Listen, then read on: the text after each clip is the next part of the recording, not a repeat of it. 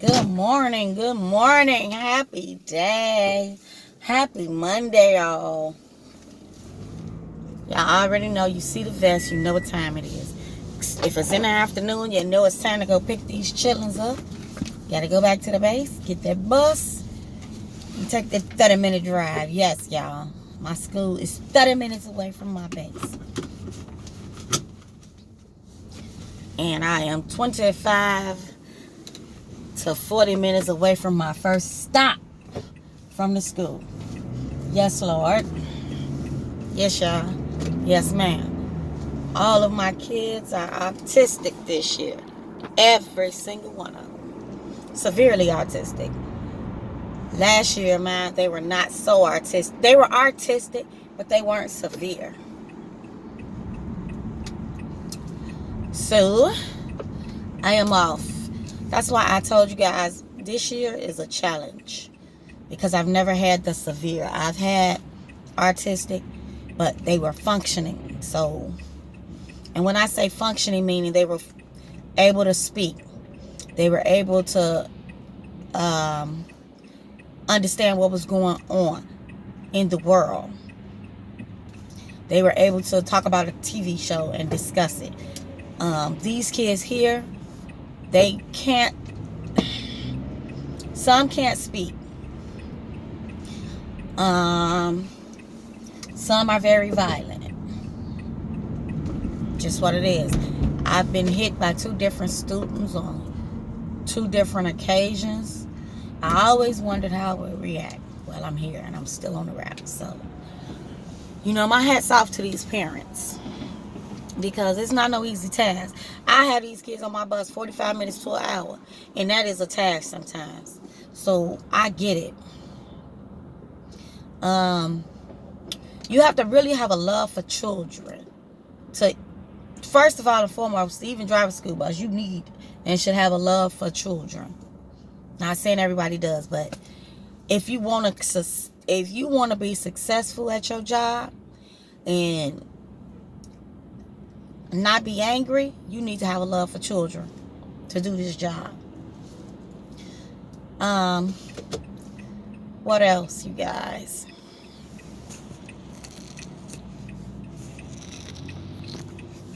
You have to have some type of understanding. I would not tell anybody that goes into driving a school bus for their first route. I would not suggest artistic children. I would not even suggest no artistic children at all. I would suggest you start with the preschoolers, then you go up to the grade schoolers. You can deal with them high schoolers if you want to. I choose not to, but that's up to you. It also depends on what age bracket kids you can deal with and relate to, too. I just, for some reason, God has blessed me to be able to deal with all ages of children. I prefer not to deal with the high schoolers. My faves used to be the preschooler, only because they're so innocent and honest. They are so honest.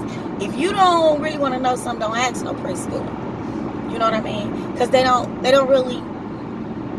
no filters. No filters. Those were my faves.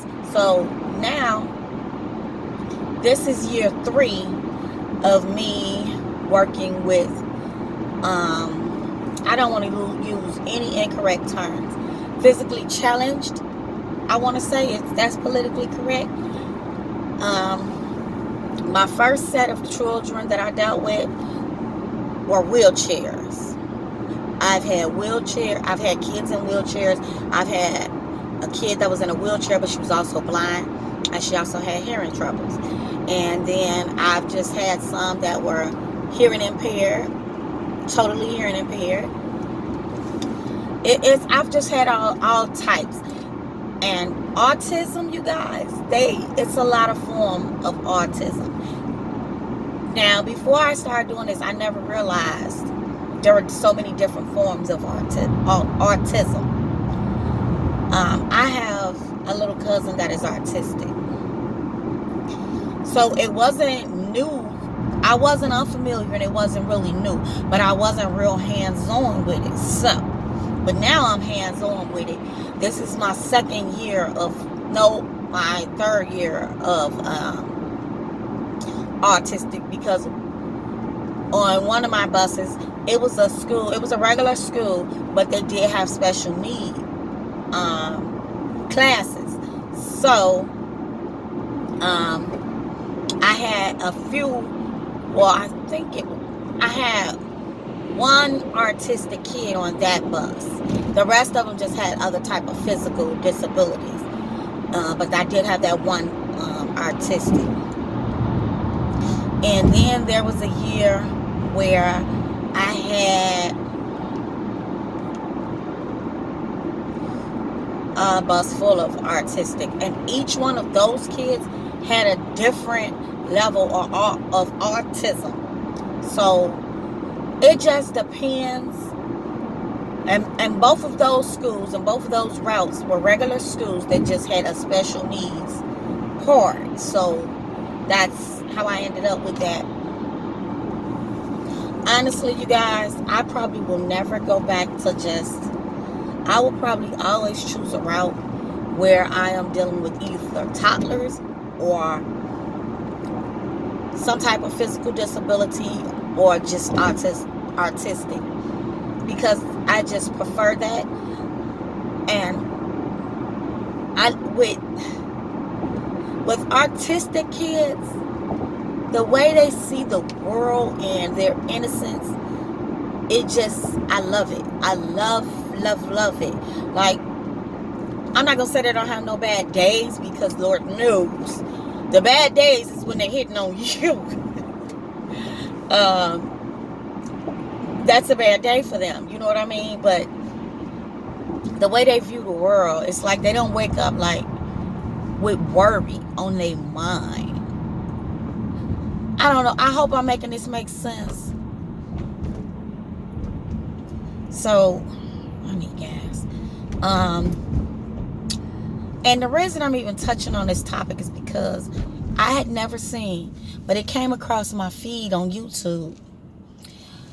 And it was a mother dealing with her autistic child, and how the child was acting out, and they were at some type of event, a game, or I don't know if it was a football game or softball game. It was some type of game. And I'm assuming that she was there to cheer on one of her other kids or whatever. And the little girl, she had to be about between 5 and 7 years old. And the little girl just attacked her, like pulled the mom's hair. And you know, the mom never lost her patience, never lost her cool. And most of all, she never lost her smile. Mom smiled through it all. And then she looked over at the dad. She's like, okay, I can't take anymore. You know, and he kind of helped pry her hands off her head or whatever. You know, but my hats go off to parents that have to deal with this on a daily, you know. And I hear a lot of people say, so what are they in school for? What are they really learning? Well, believe it or not, they do learn some things in school. But also, think about it, you guys. Just think about it. Think about your child.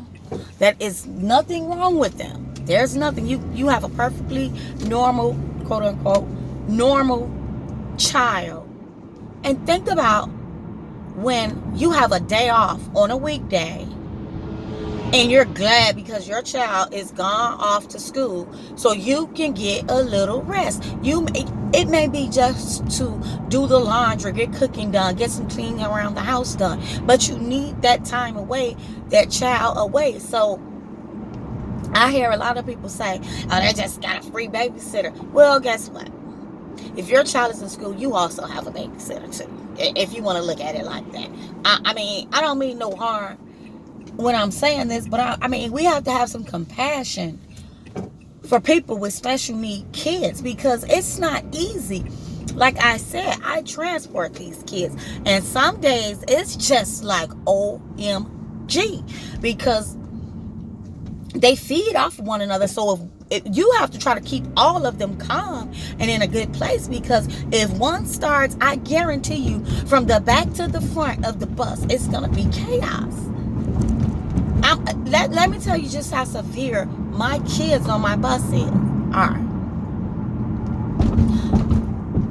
All but 2 of my students have 101s. One has a nurse, one has an aide that rides with just them, and another one has an aide that rides with them. Then I have the 2 that have the aide from my company that rides. This is how severe things is. You know what I'm saying, with these kids. And then some aren't just battling autism. They're battling what do you call them, seizures? Grand mal seizures, diabetes, all kind of things can be wrong.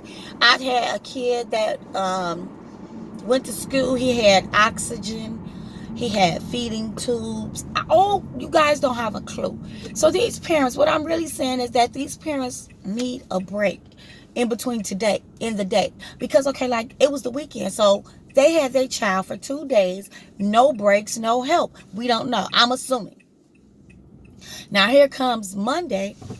And then some of these kids don't sleep well at night.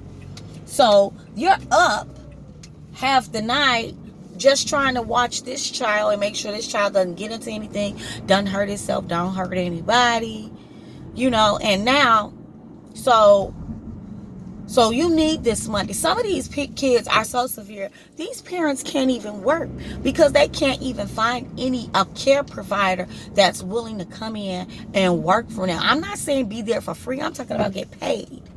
I have a kid on my bus who can't keep a nurse. Well, he couldn't keep a nurse because this nurse is going strong.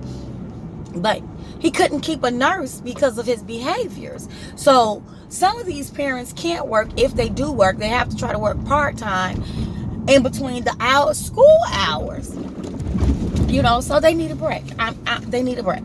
So whether you feel like they're learning or not, even if they're not, let's say they're not, that's okay too, because that parent needs a break. Just like you as a parent need a break from your child that was born healthy with nothing wrong.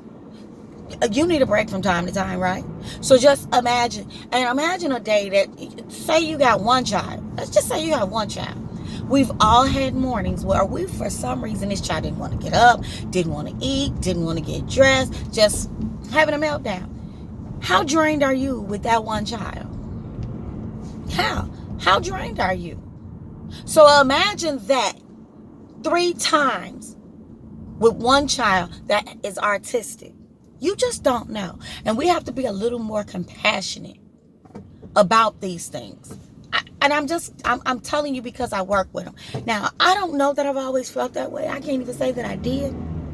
But working with them and hands-on with them, I'm understanding. I'm so much more patient. I have so much more empathy for the parents because I get it now. Because it's like, I told you, they're on my bus from 45 minutes to an hour. And some days I'm like, oh my God, I can't get to the school fast enough. Oh my God. It's like, okay, I'm going to, because it's nothing when they're having a meltdown. You have to figure out what works. Each child is different. So you have to figure out what works for each child. Each child. I have a child that makes all kind of noises the whole ride. The whole ride. And you have to focus in on this child, the road, everything that you're doing, and still pay attention to the other kids too. But you try to learn their sounds to know when it's something wrong and when that's just what they're doing and that's what they do. And it could be unnerving because to a new driver, I would not suggest having a kid like that unless you just feel like you can handle it, because some of those sounds can be very startling. When I first got this kid, he would make these noises and I would, and then I've had a kid that had a trach, and because I'm familiar with trachs, my dad had a trach, my grandmother had a trach, I'm familiar with the sound. So, but because I am a mother first, I quite naturally listen for the different sounds. If it doesn't sound right, I'm always looking. I had a kid that had grand mal seizures. Really? Okay.